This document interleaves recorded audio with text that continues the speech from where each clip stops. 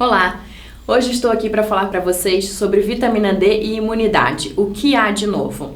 Então vamos começar com a agenda da nossa aula. Então, para chegar nesse ponto principal da vitamina D na imunidade, a gente vai passar por partes básicas antes. Então vamos começar falando das necessidades diárias de vitamina D e quais são suas principais fontes, os fatores de risco e quem são os grupos de risco para a hipovitaminose D, quais são os papéis da vitamina D tão bem estabelecidos na saúde óssea, mas também além do osso. Vamos falar então finalmente sobre o papel da vitamina D na imunidade, tanto na prevenção de infecções respiratórias, quanto tentar entender qual é a dose adequada dessa vitamina para esse desfecho. E, finalmente, vamos falar sobre uma questão muito perguntada sobre os pediatras, que é a prevenção e o tratamento da hipovitaminose D. Quando e como fazer. Bom, então como vocês podem ver nessa tabela, aqui nós temos as necessidades diárias de vitamina D, tá? Então, ali a gente tem duas fontes, basicamente. O IOM, que é o Instituto de Medicina Americano, e os guidelines da Sociedade de Endocrinologia Clínica Americana. Então, vocês vão ver que a gente tem aqui as necessidades diárias de vitamina D pelo IOM no primeiro ano de vida, 400 unidades, pela Sociedade de Endocrinologia Clínica, de 400 a 1.000 unidades. Depois de 1 a 18 anos, pelo IOM, 600 unidades por dia, pela Sociedade de Endocrinologia Clínica, de 600 a 1.000. Outro dado interessante dessa tabela é essa coluna aqui, o L, né, que significa Upper Limit. Então, é a dose máxima que vocês podem prescrever de vitamina D de forma segura, sem necessidade de nenhum controle laboratorial a longo prazo. Então, no primeiro ano de vida, essa dose é de 2.000 unidades por dia, depois de 1 a 18 anos, 4.000 unidades e em adultos, 10.000 unidades por dia.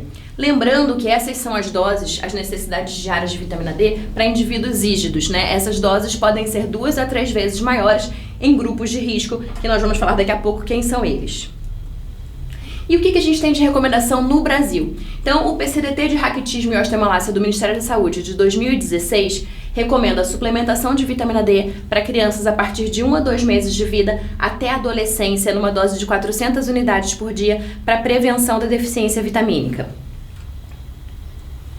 Quais são as principais fontes de vitamina D? A principal fonte é a exposição à luz solar. Então, 80 a 90% da nossa vitamina D vem da nossa síntese cutânea após a incidência, né, da radiação ultravioleta B na nossa pele, vai levar o 7-deidrocolesterol a ser convertido em vitamina D. Uma menor parte da nossa vitamina D vem da dieta, só 10 a 20%. Em relação à exposição à luz solar, o problema é que para que haja uma síntese cutânea adequada, a criança não pode estar utilizando filtro solar, nenhum tipo de proteção solar, porque na verdade o uso de um FPS 30 reduz em até 90% a síntese cutânea de vitamina D.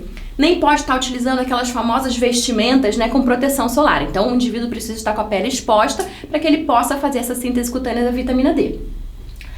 Bom, em relação à dieta, nós vamos ver que os alimentos que contêm mais vitamina D não são alimentos da dieta usual das nossas crianças e adolescentes, né? Então, salmão, outros peixes de água fria, óleo de fígado de bacalhau, cogumelos. E, infelizmente, no Brasil nós temos pouquíssimos alimentos fortificados com vitamina D. Então, a outra fonte que nos resta para conseguir garantir uma quantidade adequada de vitamina D para os nossos pacientes são os suplementos. Então, falando mais um pouquinho sobre as fontes alimentares de vitamina D. Vejam aqui nessa tabela. Uma quantidade de 100 gramas de salmão selvagem fornece uma quantidade boa de vitamina D, de 600 a 1.000 unidades, né? Agora, vejam que se for um salmão criado em cativeiro, essa quantidade já diminui em quase 10 vezes, né? E se você prestar atenção nos alimentos que são parte do cardápio usual das nossas crianças e adolescentes, como fígado de boi, iogurte, gema de ovo, vejam como é baixa a quantidade de vitamina D, 50, 90, 25 unidades, uma quantidade muito baixa, né? Mesmo o leite materno e o leite de vaca são muito pobres em vitamina D, veja que uma quantidade de 1 litro fornece no máximo 40 unidades, né? E as fórmulas lácteas fortificadas, quando ingeridas numa quantidade de 1 litro, aí sim fornecem a quantidade adequada de 400 unidades para um lactente.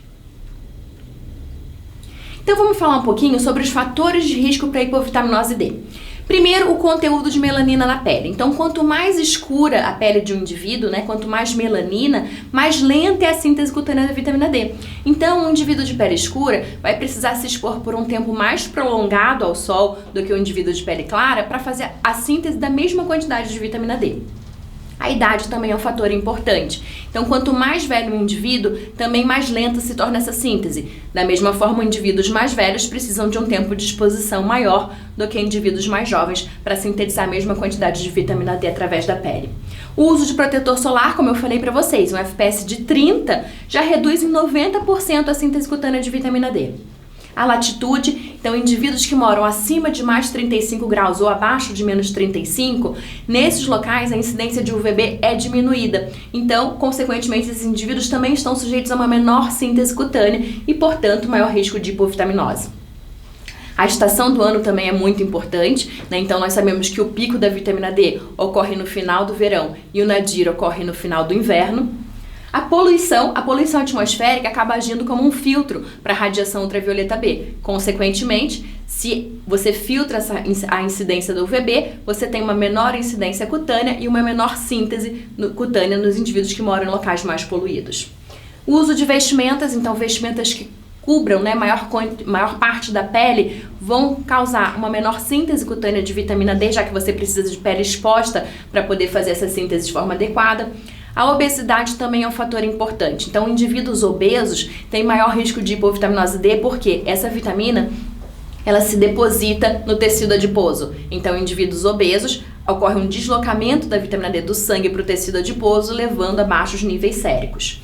E o uso de certas drogas que afetam o metabolismo da vitamina D, levando ao seu catabolismo, como, por exemplo, corticoides, anticonvulsivantes e antirretrovirais. E quem são, então, os grupos de risco para hipovitaminose D na infância? Os lactentes alimentados exclusivamente ao seio, então, como eu falei para vocês, o leite materno é muito pobre em vitamina D. Os prematuros, então, tiveram menos tempo de gestação e menos tempo para acumular vitamina D transferida da mãe. Os filhos de mãe com hipovitaminose D durante a gestação, já que ninguém pode dar o que não tem. Filhos de mães com pele escura. Os períodos de crescimento acelerado do esqueleto, onde a demanda de vitamina D acaba sendo maior, então no primeiro ano de vida e depois novamente entre 9 e 18 anos.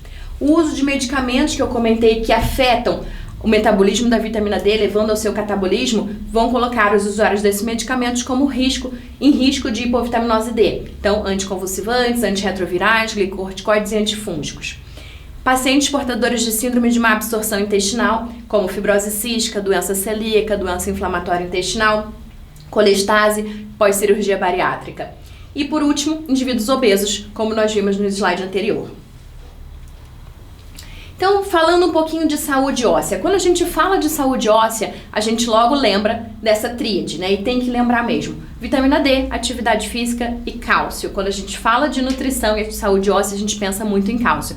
E de fato, a ingesta de cálcio é muito importante, mas existem outras coisas na nutrição que contribuem para a saúde óssea adequada de um indivíduo. Então, evitar o excesso de sódio e uma ingestão proteica adequada. Então, indivíduos com a mesma ingestão de cálcio, mas uma maior ingestão proteica, têm uma densidade mineral óssea mais adequada.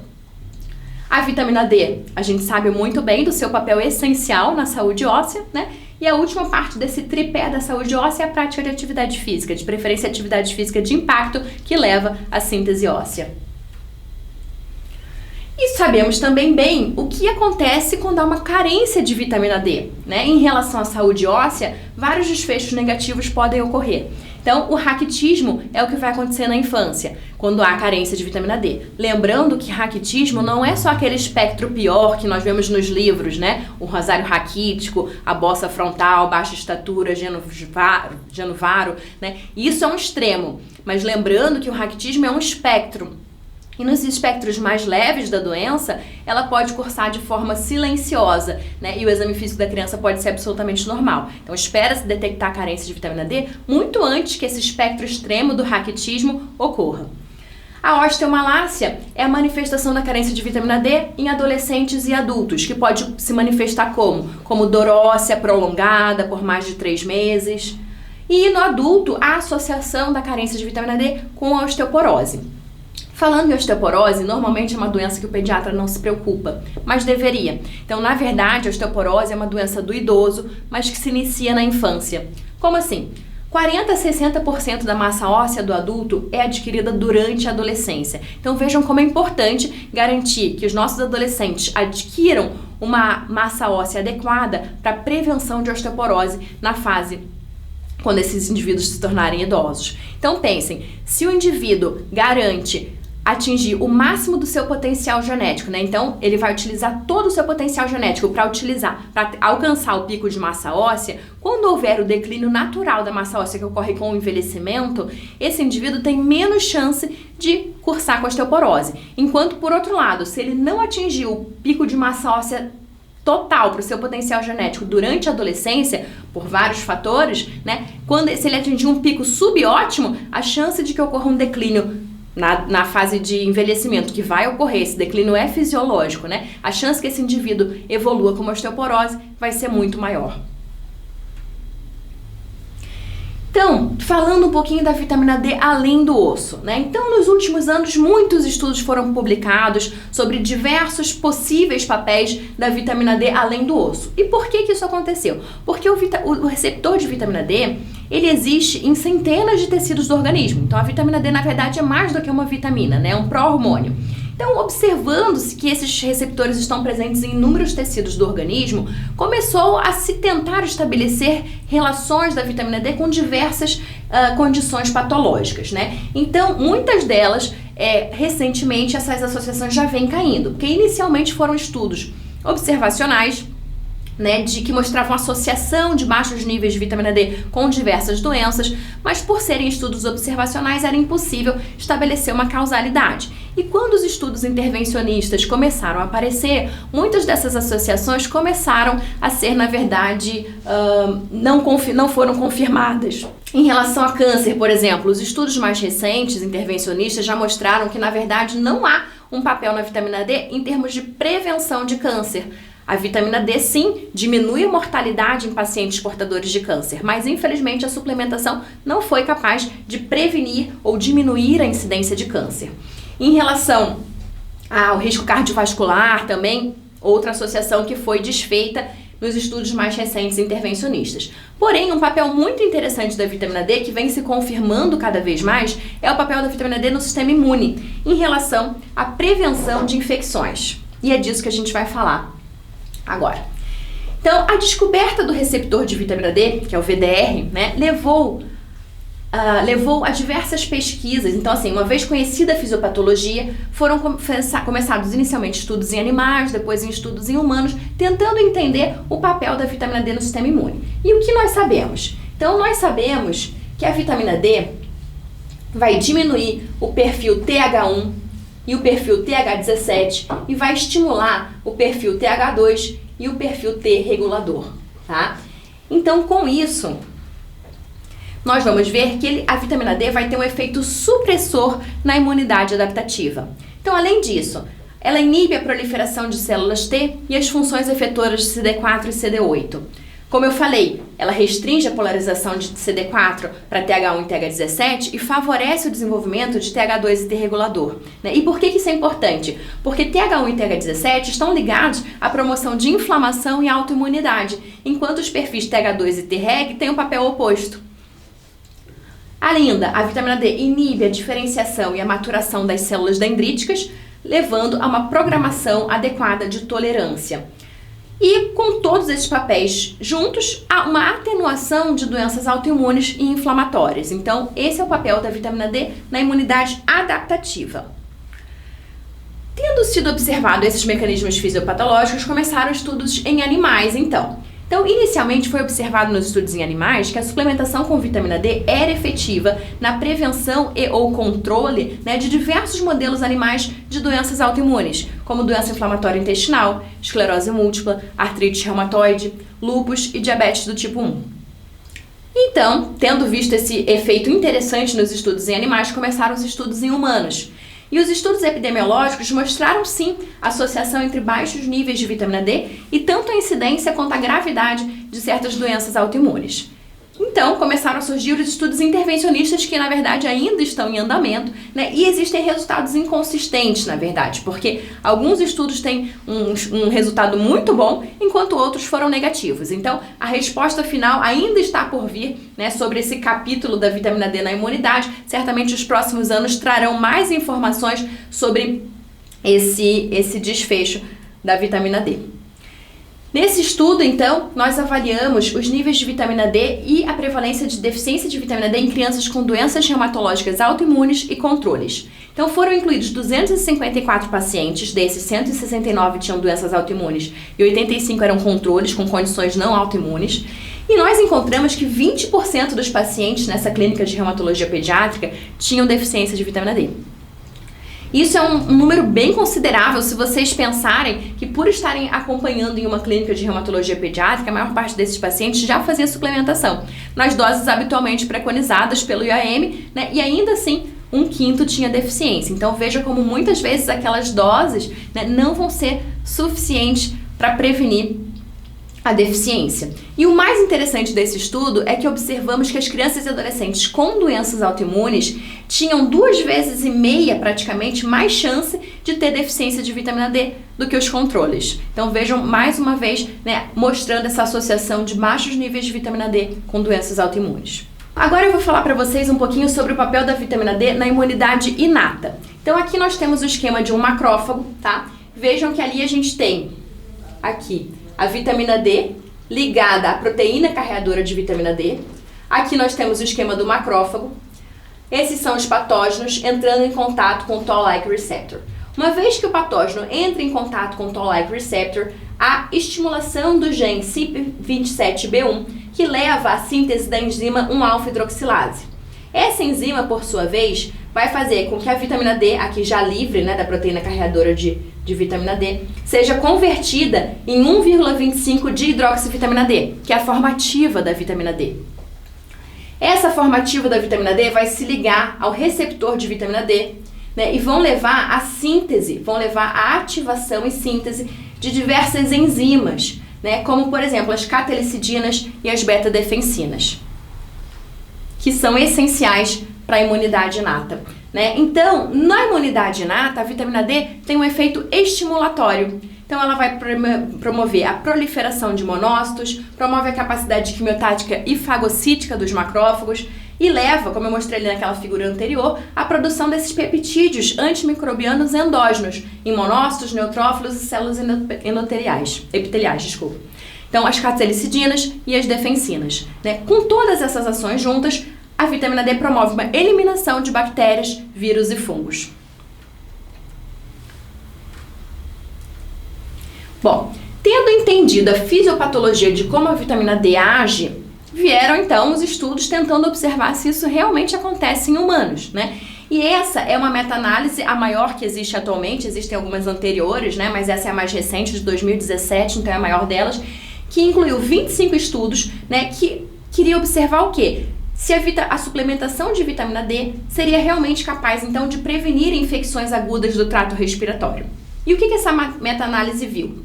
Então, foram mais de 11 mil participantes, né, com uma idade de 0 a 95 anos. 14 países participaram aí dos estudos incluídos na meta-análise. Alguns estudos, 19 dos 25, tinham níveis basais de dosagem de 25-hidroxivitamina D, sendo que a média basal variou ali de 7 a 35 nanogramas por ml entre os estudos.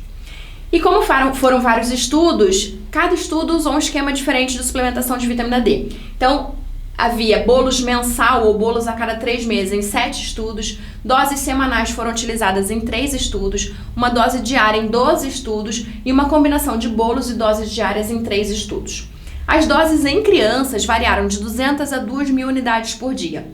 A duração dos estudos foi bem heterogênea também, variou de 7 semanas até 1 ano e meio. O uso de vitamina D, importante, não aumentou o risco de eventos adversos graves, e as reações adversas foram raras e não foram superiores ao placebo.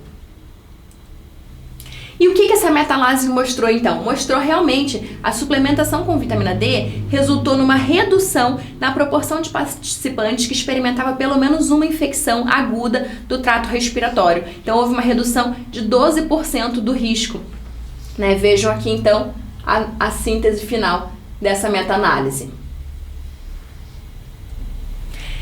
Essa tabela também é dessa meta-análise e tem alguns outros dados interessantes. Então vejam que nos grupos com níveis basais menores de vitamina D, o impacto na prevenção de infecções respiratórias foi ainda maior, chegando a 42%. Então vejam, outro dado interessante dessa tabela, que mostrou que os regimes em bolos, doses maiores que 30.000 unidades de uma vez só, não tiveram benefício em relação à prevenção de infecções respiratórias, como os regimes que não eram em bolos. Então, quais foram as conclusões dessa meta-análise? Então, a suplementação com vitamina D reduziu o risco de experimentar pelo menos uma infecção respiratória. A análise de subgrupos revelou que a suplementação diária ou semanal protegeu contra infecções respiratórias agudas, enquanto os regimes em bolos não o fizeram. Os efeitos foram maiores naqueles que apresentavam uma deficiência profunda de vitamina D. Entretanto, aqueles com níveis basais maiores de 25-hidroxivitamina D também se beneficiaram. A evidência dessa meta-análise foi de alta qualidade e o uso de vitamina D foi seguro. As reações adversas foram raras e o risco foi absolutamente o mesmo entre o grupo intervenção e controle. Bom, quando a gente termina de ler essa meta-análise, a primeira pergunta que vem à cabeça é: então, que dose de vitamina D devemos utilizar para a prevenção de infecções respiratórias? E, infelizmente, o estudo não responde a essa pergunta. Nós não temos essa resposta, porque vocês viram ali que a dose de intervenção nos estudos em crianças variou de 200 a 2.000 unidades por dia. Então, qual é a dose ideal para obter esse desfecho? O estudo não traz essa resposta. Então, nós precisamos dar uma olhada na literatura para tentar achar essa resposta. Será que aquelas doses que a gente falou lá no início da aula, aquelas recomendações diárias de vitamina D, são suficientes para esse desfecho? Aquelas doses são bem estabelecidas para o desfecho de saúde óssea. Mas para esse novo desfecho no sistema imune, prevenção de infecções respiratórias, será que a dose é a mesma?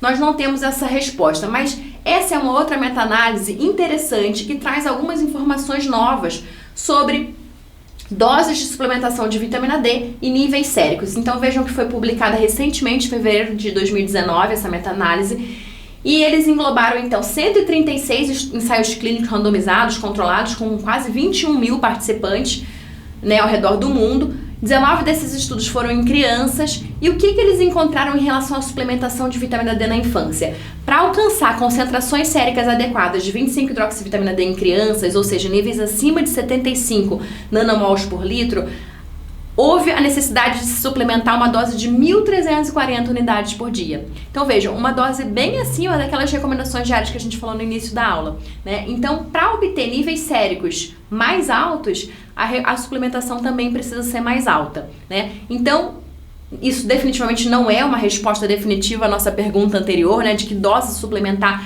para a prevenção de infecções respiratórias, mas traz dados novos para a gente começar a pensar que talvez para desfechos diferentes as doses de vitamina D sejam diferentes e talvez tenham que ser um pouco maiores do que aquelas doses preconizadas para uma saúde óssea adequada.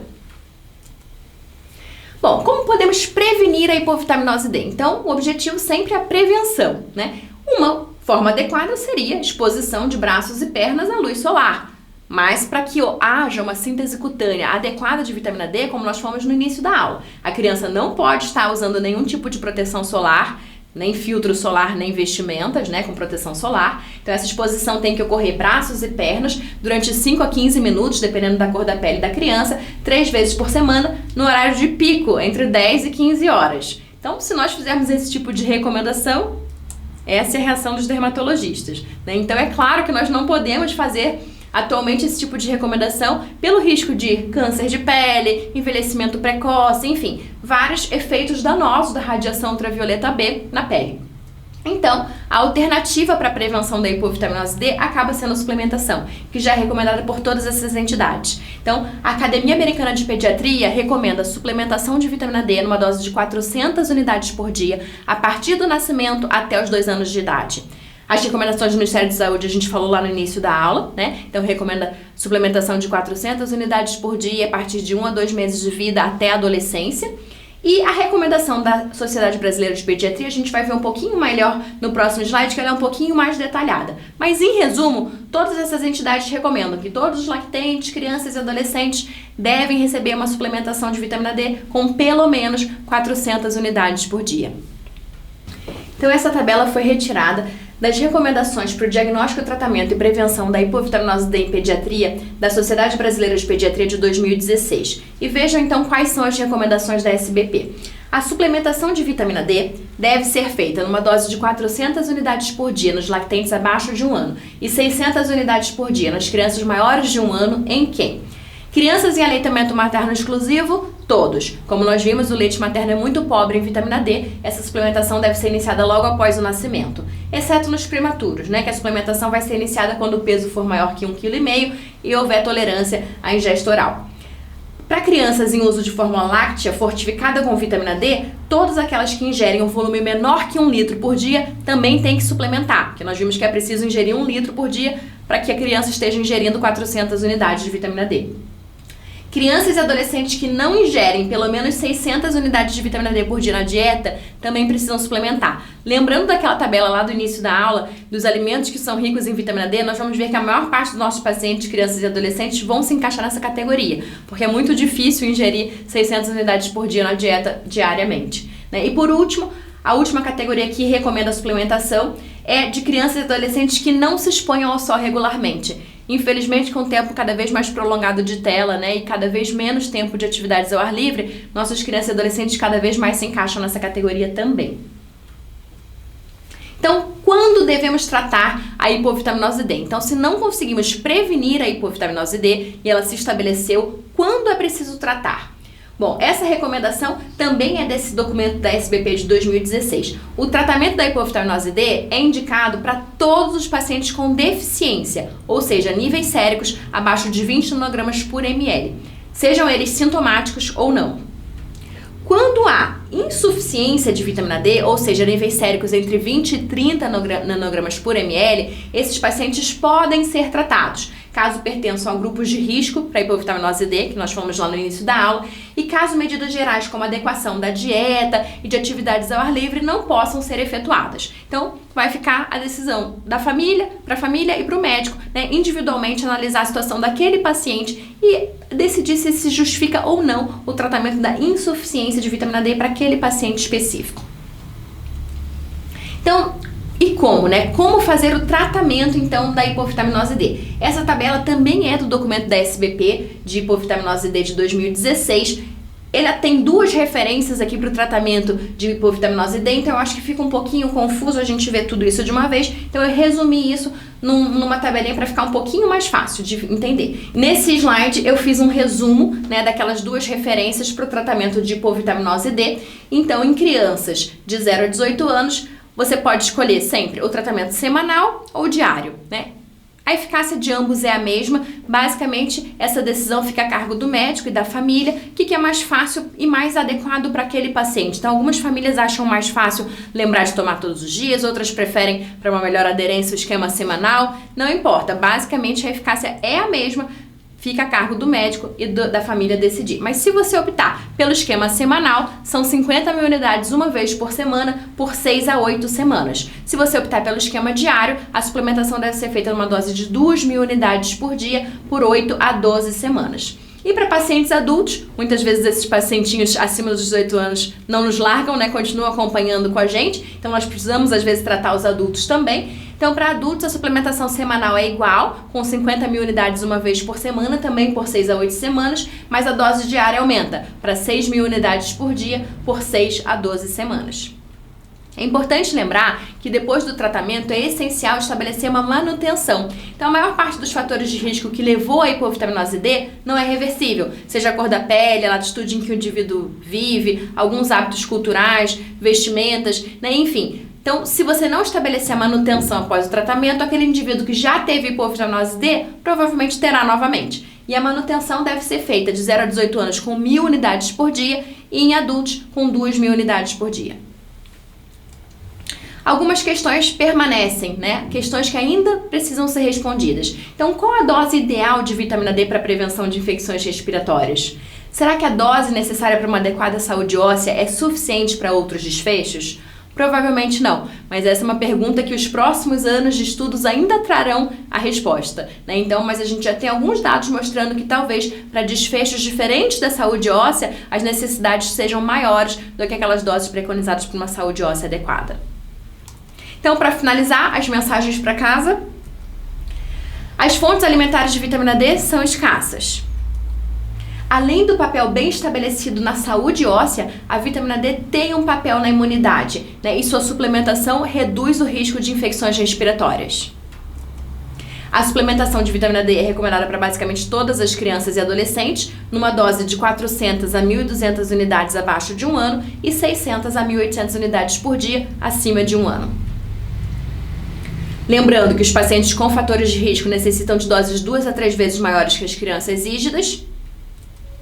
E por último, lembrando que doses de vitamina D de até 2.000 unidades por dia em lactentes, 4.000 unidades por dia em crianças e adolescentes e 10.000 unidades por dia em adultos são absolutamente seguras, mesmo que utilizadas a longo prazo. Então, com isso, nós chegamos ao fim da aula. Espero que o conteúdo tenha sido relevante para vocês e haverá um espaço para discussão e dúvidas. Obrigada!